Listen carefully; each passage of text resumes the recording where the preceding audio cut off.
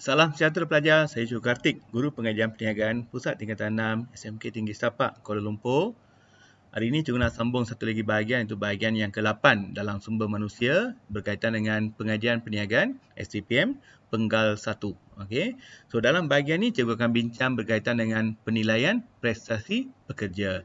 Performance appraisal. Macam mana kita nak menilai prestasi pekerja. Okey. So dalam bahagian ni cikgu akan bincang apakah maksud penilaian prestasi. Kita juga akan bincang apakah peranan dan kepentingan penilaian prestasi. Kita akan cuba cari apakah kaedah-kaedah penilaian prestasi yang sesuai. Kita cuba tengok ciri-ciri penilaian prestasi yang berkesan dan kita juga akan bincang apakah masalah dalam penilaian prestasi. Okey. Okey, kita mula dengan maksud penilaian prestasi. Okey, so penilaian prestasi maksudnya satu proses penilaian secara sistematik. Kita menilai, kita evaluate penilaian sistematik tentang kemampuan pekerja. Okey, adakah mereka berupaya menjalankan tugas agar mencapai standard yang telah ditetapkan. Itu dipanggil penilaian prestasi. Contohnya, seorang penyelia akaun. Dia kena sediakan 3 akaun katakan dalam tempoh 1 bulan. Adakah dia berjaya siapkan 3 akaun dalam tempoh yang ditetapkan? Seorang tukang jahit, okey, dia kena siapkan 3 baju dalam masa sehari. Adakah dia siapkan 3 baju? Itu dipanggil penilaian prestasi. So, kita menilai secara sistematik kemampuan pekerja buat kerja mengikut standard yang telah ditetapkan. Itu dipanggil penilaian prestasi. Okey. Okey, peranan dan kepentingan. Kenapa kita perlu menilai prestasi? Yang pertama, untuk memberi maklum balas, respon tentang prestasi pekerja. Supaya pekerja tahu apa kelebihan dan kelemahan mereka. Di mana mereka silap. Apa kelebihan mereka? Jadi kita kena beritahu pekerja. Itu dipanggil penilaian prestasi. Jadi bila kita menilai, kita tahu apa kelebihan dan kelemahan. Contohnya, sebagai pelajar sekolah, kamu ambil ujian. Bila ambil ujian ni, markah prestasi menunjukkan di mana kesilapan kamu. Apa kelebihan kamu? Dia akan nampak semua ni. Okey? Kalau kamu dapat gagal, maksudnya kamu belum mencapai standard yang telah ditetapkan. Jadi kita boleh kenal pasti di mana silapnya. Okey? Kenal pasti pekerja yang lemah. So, dengan menilai prestasi ni, kita boleh nampak pekerja mana yang ada masalah. Apa masalah dia? Jadi kita boleh buat program latihan yang sesuai. So, katakan ada 5 tukang jahit. 2 tukang jahit ni, dia tak mampu keluarkan bilangan pakaian yang ditetapkan. So, kita tengok apa masalah dia. Mungkin dia tak pandai gunakan mesin. Jadi, kita boleh bagi program latihan untuk bagaimana menggunakan mesin. Okey? Membantu pekerja meningkatkan prestasi. Okey, performance dia meningkat sebab kita boleh buat langkah-langkah untuk bantu pekerja. Di mana silapnya? Di mana kelemahan mereka? Jadi kita boleh bantu dia untuk membaiki prestasi mereka. Okey? Memberi maklumat pada pihak pengurusan. Contohnya, kamu ni ada syarikat pengeluaran pakaian. Kamu ada 50 tukang jahit. Kamu dah bagi latihan pada pekerja, tapi kamu nak tengok adakah latihan ni berjaya atau tidak. Adakah semua pekerja mencapai standard yang ditetapkan?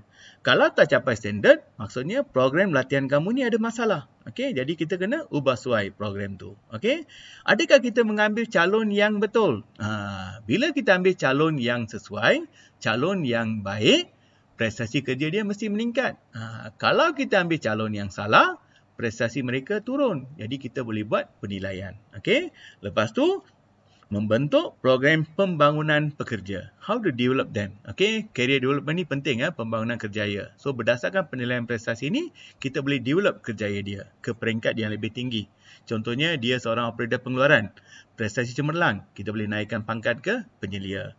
Prestasi cemerlang, kita naikkan pangkat ke penolong pengurus pengeluaran. Very good, kita naikkan pangkat ke pengurus pengeluaran. So, pembangunan kerjaya ni banyak bergantung pada penilaian prestasi. Okay? Mendorong pekerja menghadiri program latihan. Jadi kalau markah prestasi mereka rendah, mereka tahu ada kesilapan mereka.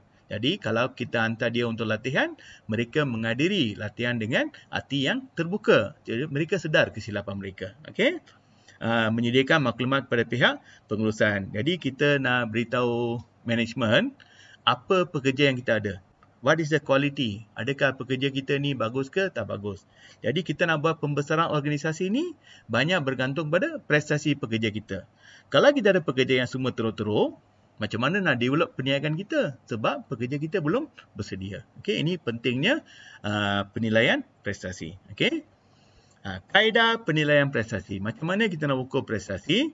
Satu kaedah yang popular adalah skala perkadaran sifat atau dipanggil skala perkadaran gelagat atau skala perkadaran grafik. Okey. Grafik scale iaitu kita gunakan borang berformat. Okey, borang ni ada format okey untuk menilai kualiti dan ciri pekerja. Ciri-ciri pekerja, contohnya personality dia, okey, kemampuan dia dan sebagainya.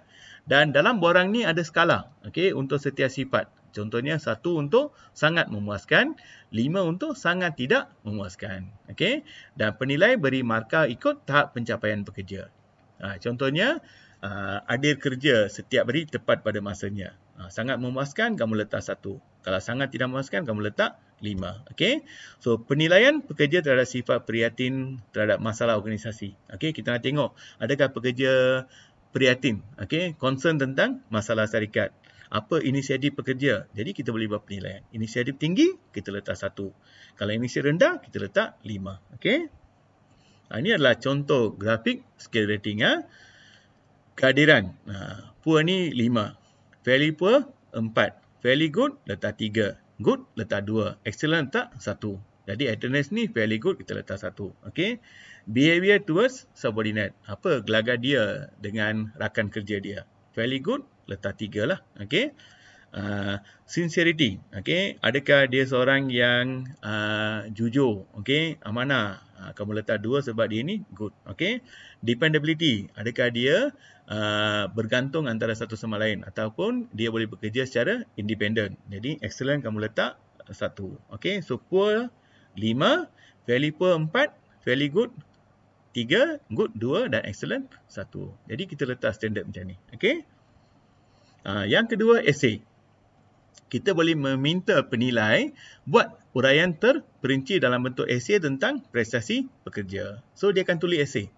Kekuatan, kelemahan dia apa, prestasi lalu macam mana, apa potensi yang ada, apa cadangan penambahbaikan. Jadi, dia tulis satu esei tentang prestasi pekerja.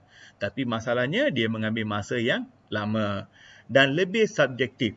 Bila esei, dia lebih subjektif. Objektif, kita gunakan angka. Macam grafik scale tadi, dia gunakan angka. So, senang kita nak ukur. Kalau subjektif ni, esei ni, dia guna bahasa. Jadi, susah kita nak tentukan sama ada pekerja ni bagus atau tidak. Okay?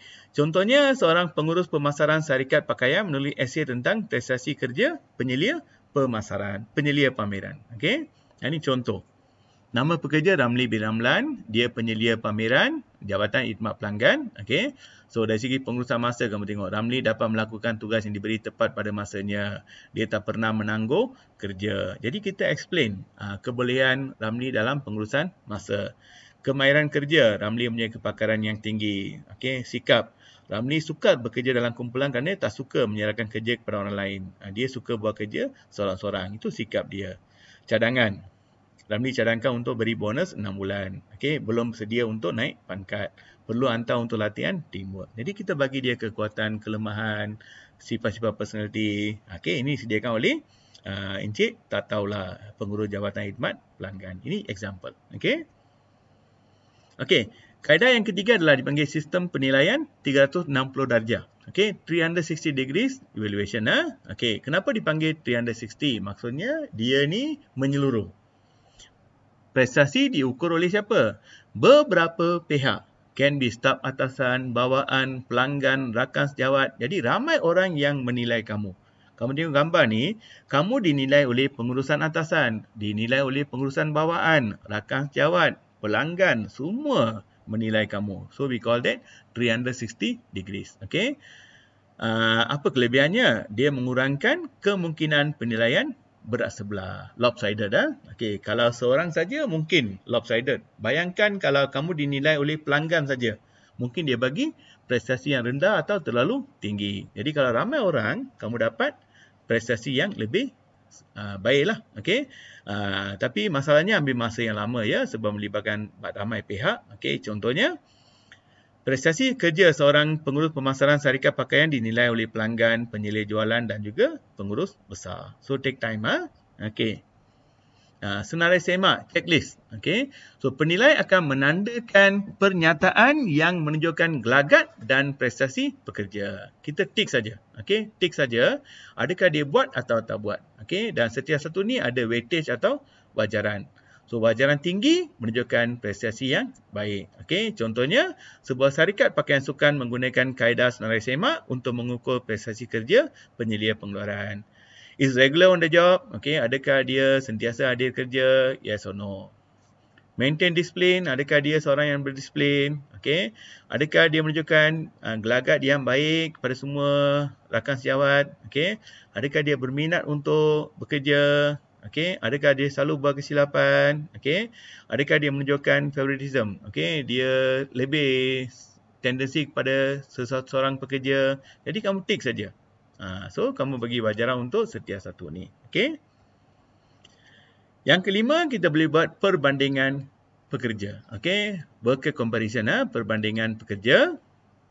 Jadi, kita kelaskan setiap pekerja dalam kelas tertentu. Contohnya, prestasi kerja, nilai kepada organisasi dan sebagainya. So, kita buat perbandingan. Okay. Kamu tengok contoh ni. Kita bandingkan 5 orang pekerja dengan pekerja yang lain lah. Contohnya, A ni kalau kita bandingkan dengan B, A lagi bagus. A kalau kita bandingkan dengan C, C lagi bagus.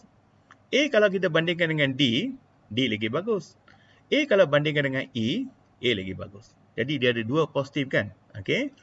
Begitu juga dengan B. Okay, cuba tengok C ni. C ni berbanding dengan A, C ni bagus. C banding dengan B, C bagus. C banding dengan D, C bagus. C banding dengan E, E lagi bagus. Okey, jadi kalau kamu tengok bilangan positif ni, C dapat positif yang paling banyak. So, dalam kumpulan pekerja ni, C adalah pekerja yang terbaik. Dia ada prestasi yang paling baik. Jadi, C ni layak mendapat insentif yang lebih banyak. Sebab dia lebih cemerlang berbanding dengan pekerja yang lain. Itu dipanggil perbandingan pekerja. Okey.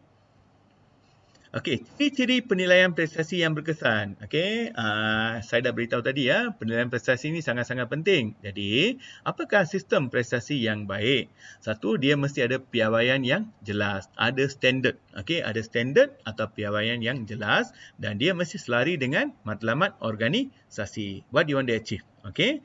Yang kedua, penilaian ni perlu dibuat secara berterusan. Jangan buat awal tahun, lepas tu kita menilai atau kita buat pada akhir tahun. Kita kena buat secara continuously, berterusan. Okay? Dan dia boleh buat perbandingan yang tepat antara pekerja. Jadi yang pertama tadi piawai kan. So bila ada standard, senang kita nak compare prestasi antara pekerja. Kalau kamu guna standard yang berbeza, kamu akan dapat hasil yang berbeza. Okay? Maklum balas ni kena beritahu pekerja. Are you good or not? Kamu kena beritahu pekerja. Okay? So, dengan ni mereka dapat melihat kelebihan dan kelemahan mereka. Okay? Adil dan bebas. Tak ada sikap bias. Okay? Ada yang bias kepada wanita. Ada yang bias kepada lelaki. Ada yang bias kepada bangsa, agama dan sebagainya. Itu salah. Okay? Mesti adil dan bebas. Okay? Dan piawaian prestasi perlu didedakan dan difahami oleh pekerja. Pekerja perlu diberitahu apa yang kami akan ukur. Macam mana kita ukur? Bila kita ukur, kena beritahu semua. Jadi pekerja lebih bersedia. Mereka faham bagaimana prestasi mereka akan diukur. Okey? Dan akhir sekali, penilaian ini mesti berdasarkan uraian kerja dan spesifikasi kerja. Ukur apa yang sepatutnya diukur. Okey, cikgu guru pengajian perniagaan. Jadi kalau pengetua nak ukur pencapaian cikgu, mesti berkaitan dengan pengajian perniagaan. Dia tak boleh compare dengan guru bahasa Melayu sebab subjeknya berbeza. Sama juga dengan organisasi. Pengurus pengeluaran dengan pengurus pemasaran, uraian kerja dia berbeza. Spesifikasi kerja berbeza. Jadi penilaian tak boleh buat secara sama rata. Okey, mesti mengikut uraian kerja dengan spesifikasi kerja. Okey? Sebab tanggungjawab pekerja berbeza ya. Pengurus pemasaran dengan penyelia pemasaran, tanggungjawab berbeza. Jadi, penilaian prestasi pun mesti berbeza. Okey? Okey. Apa masalah dalam penilaian prestasi? Satu, kurang objektif. Objektif ni dia gunakan angka. Lebih spesifik. Kalau subjektif, mungkin kamu dapat pengukuran yang salah. Contohnya rajin, malas. Macam mana kita nak ukur rajin atau malas? Okey. Pekerja A keluarkan 10 barang. Pekerja B keluarkan 5 barang. Adakah ini bererti A rajin dan B malas? Mungkin A keluarkan 10 barang, tapi barang-barang ni, 2 barang ni rosak. B keluarkan 5 barang, tapi 5 barang ni barang yang berkualiti. So, susah kita nak ukur dari segi subjektif. Objektif lebih tepat kalau kita guna penilaian prestasi. Yang kedua ada kesan elo. Elo effect ni, kita kenal pasti pekerja berdasarkan satu faktor positif. Kita rasa pekerja ni contohnya datang tepat pada masanya. Itu satu kesan positif. Jadi kita hanya tengok yang tu aja. Kalau datang kerja awal, tapi dia balik awal, kita tak peduli. Sebab kita hanya tengok yang datang awal saja. Itu dipanggil kesan elo. Okey? Jadi kita andaikan, oleh kerana dia datang awal, dia ni seorang pekerja yang baik. Itu kesalahan ya. Okey? Yang kedua kesan on. Kesan on ni terbalik. Okey? Ingat, N tu negatif. Okey? Jadi O tu positif. Okey? On negatif, iaitu kita gunakan satu faktor negatif. Dan kita andaikan lain semua sama. Contohnya, seorang pekerja yang prestasi sangat bagus, tapi dia suka ambil cuti. Suka ambil cuti sakit. Jadi kita andaikan dia ni pekerja yang tak baik. Padahal, itu satu aja kelemahan dia. Yang lain semua bagus. Tapi kita hanya perhatikan benda yang tak baik saja. Itu dipanggil Horn effect. Ingat, N negatif, O tadi positif. Okey? Terlalu murah hati. Kita main bagi aja markah. Tak apalah, itu rezeki dia. Kita bagi dia markah. Ini salah ya. Jadi prestasi mesti mengikut piawaian yang telah ditetapkan. Bukan main bagi aja. Okey? Terlalu tegas. Ada yang very strict. Dia andaikan semua pekerja ni tak bagus. Okey? So dia bagi markah yang sangat rendah. Ini akan mengurangkan kepuasan dan motivasi pekerja. Penilaian bersifat kecenderungan memusat. Central tendency. Okey, central tendency ni kita suka bagi markah tengah. Contohnya kalau ada markah 1 sampai 5, semua letak 3, 3, 3, 3, 3. Sebab kita risau nak bagi 1 atau 5.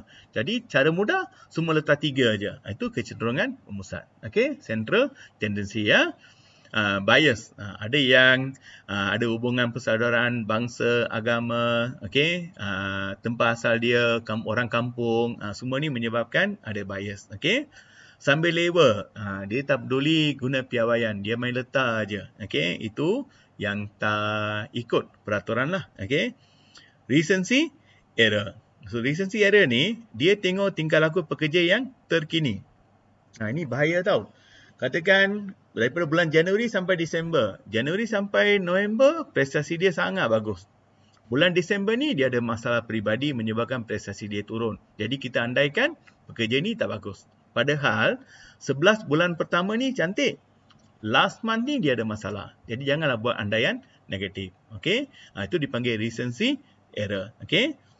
Ataupun bulan 1 sampai 11 ni memang dia malas, okey, tak buat kerja, tapi bulan 12 ni rajin gila, okey. Jadi kita andaikan dia ni pekerja bagus. Ini pun salah juga, okey. Penilaian hanya berdasarkan maklum balas daripada satu sumber saja. Ini pun bahaya. That's why kita lebih suka guna penilaian 360 darjah. Jadi kamu dapat maklumat daripada ramai penilai. So yang ni lebih berkesan. Sebab takut penilaian ni dibuat untuk satu pihak saja menyebabkan ada benda yang tercicir. Okey, ini berkaitan dengan masalah dalam penilaian prestasi. Okey. Contoh soalan, berikan maksud penilaian prestasi dan nyatakan 3 kepentingannya. Soalan 2, uraikan 3 peranan kepentingan. Jadi bagi satu fakta dengan satu uraian. Okey. Uraikan 3 kaedah penilaian prestasi. Okey, contohnya penilaian 360 darjah, esei. Okey, so bagi satu fakta dengan satu uraian. Okey. 4 masalah, ini tak perlu uraian tapi make sure ayatnya lengkap. 4 ciri penilaian berkesan pun sama. Okey, make sure ayatnya lengkap. Okey.